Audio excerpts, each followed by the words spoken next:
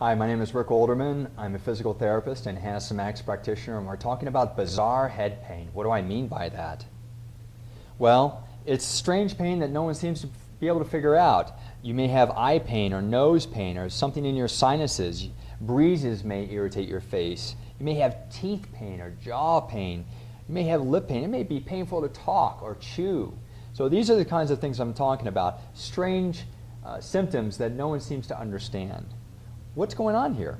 Well, you may have something called trigeminal neuralgia. So trigeminal neuralgia is an irritation of the trigeminal nerve, which is a cranial nerve, which means it's up in your skull.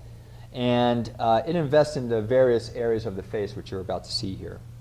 So here's the trigeminal nerve. It exits the brainstem and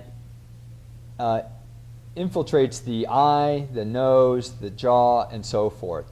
So this is responsible for teeth pain and sinus pain and eye socket pain. And you can see, here's the base of the skull here. So it's way up in the head.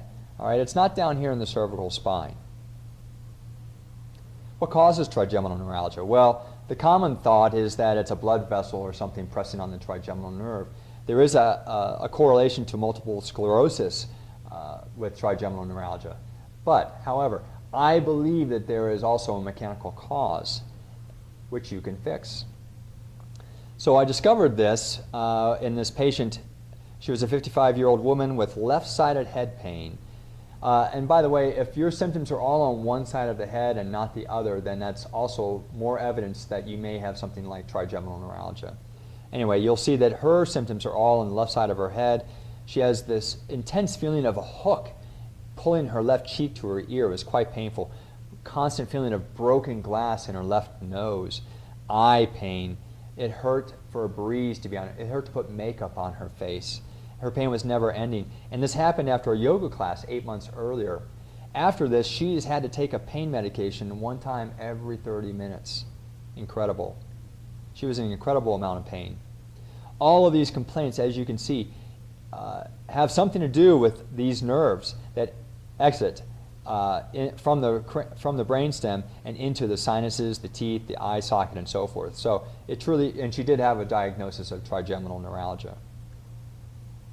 All right, her past medical history included 3 concussions as a child. She was in 5 car accidents, and ever since those car accidents, she had always had a hard time moving her arms above her head. She didn't like that at all.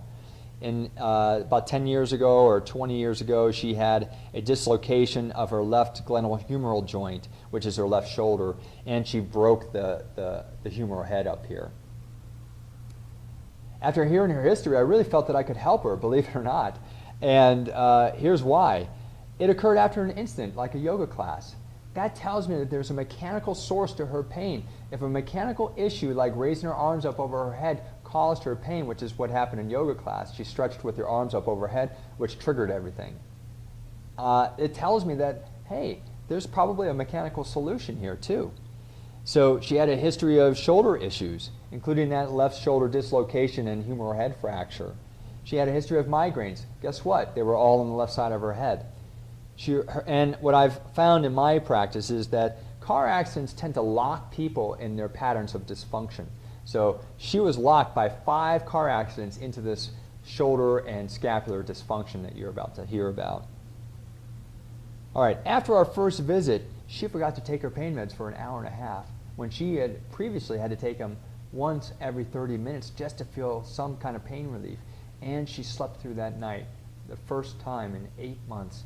Now, as a physical therapist, this is a huge deal. This was a major, major change in her pain pattern. And I just love to hear this because it tells us that we're on the right track. How did I help her? Well, believe it or not, I helped her by fixing her shoulder blade. Fixing her shoulder blade, how in the world can that help something that's up in the skull? Well, here's my theory. So what I have found in the past is I fix a lot of neck pain and headaches by fixing the shoulder blade because I know that the levator scapula here, it inserts into C1, 2, 3, 4, sometimes 5, maybe even 6. And oftentimes this levator scapula, because of the strain placed on it by the shoulder blade here, this levator scapula will create compression and sibin and rotation issues throughout the cervical spine and cause all sorts of structural issues. And usually it's due to trapezius. You can see this massive muscle over here.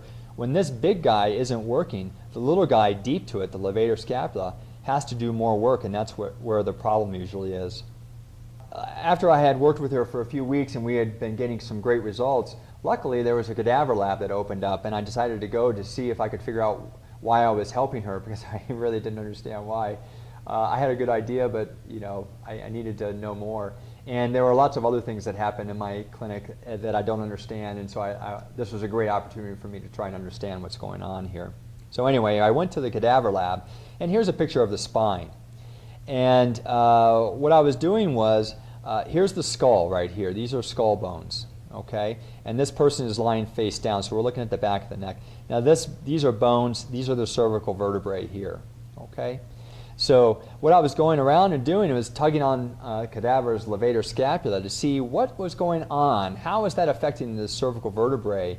And lo and behold, when I tugged on the levator scapula, I found that the cervical vertebrae would move ever so slightly. But it also affected this outer tissue, the dura mater, of the spinal cord. And there was a spinal cord that was splayed open like this one.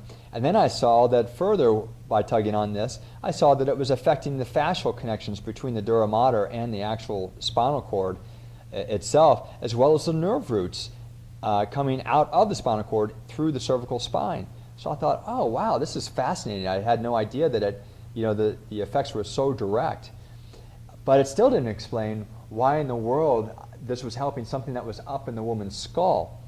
It was about 10 minutes left in the cadaver lab, and the anatomy professor came in, and I made a beeline for him, and I asked him, I said, look, I'm having great success with this woman with trigeminal neuralgia by fixing her shoulder blade, and I believe it's because I'm removing stress from her levator scapula, but why in the world would that be affecting the trigeminal nerve?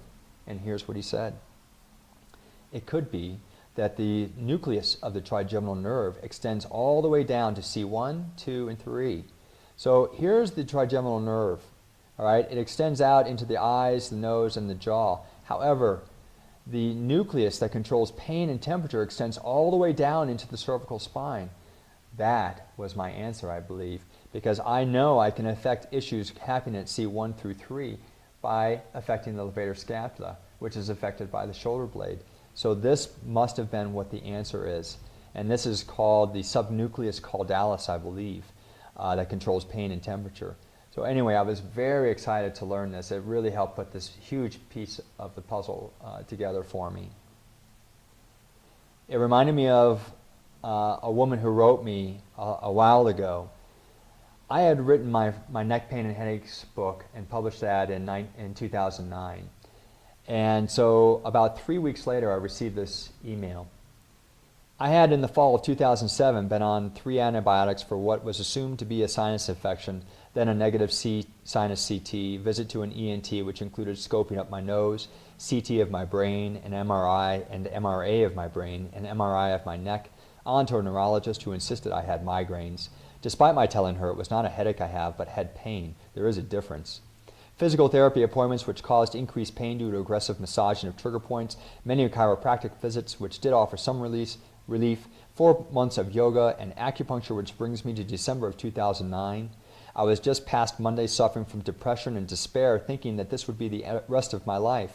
I am 52 years old and before this in great health. Yours was the 4th book I have purchased on neck pain, but the only one that even mentioned the scapula and shoulder as being a probable cause. After 2.5 years of severe pain on the left side of my head, around my left eye, and a weird extreme feeling of discomfort deep in my nose, a symptom I have not come across despite all my research, doctor's visits, etc. Doesn't that sound like the broken glass in the previous woman's complaints? I read your book, did the all fours rocking stretch numerous times just this past Wednesday, and the hand on the head position, and now Saturday I am on day 4 of living pain-free. Well, I have to tell you, this just warmed my heart and made my week, because I had written this book without thinking anyone would ever buy it, first of all, but to help someone who was in this much pain so quickly was so deeply satisfying to me, and affirming that what I have been working on is really working for people. And I didn't even have to touch her. All she had to do was do the exercises. That was so important. So she had, even though she wasn't diagnosed with trigeminal neuralgia, no one had ever diagnosed her with that. She had all these bizarre symptoms, but this is what I think that she probably had. All right, so you might ask, what about the disc bulges I have in the facet joints and so forth? Well, again, these are structural problems. What we need to do, and what you need to do, is fix those functional stressors that are irritating all of those things. And that's what this is all about. That's what this program is about, is fixing those functional stressors which have possibly caused those structural issues. And if they haven't caused them, they are certainly contributing to their pain, because I know fixing functional issues fixes pain. And so you will experience this very soon as you work through this program diligently. Well, where do I go from here? Well, you can go to fixingyou.com and visit the top tests and tips and get started on understanding and fixing your pain. You can also go to fixingyou.com and join the interactive online clinic and finally solve all of these systemic issues that are creating your pain. Regardless, I want to thank you for watching this video, and I hope to see you at the Fixing You Interactive Online Clinic. Thanks.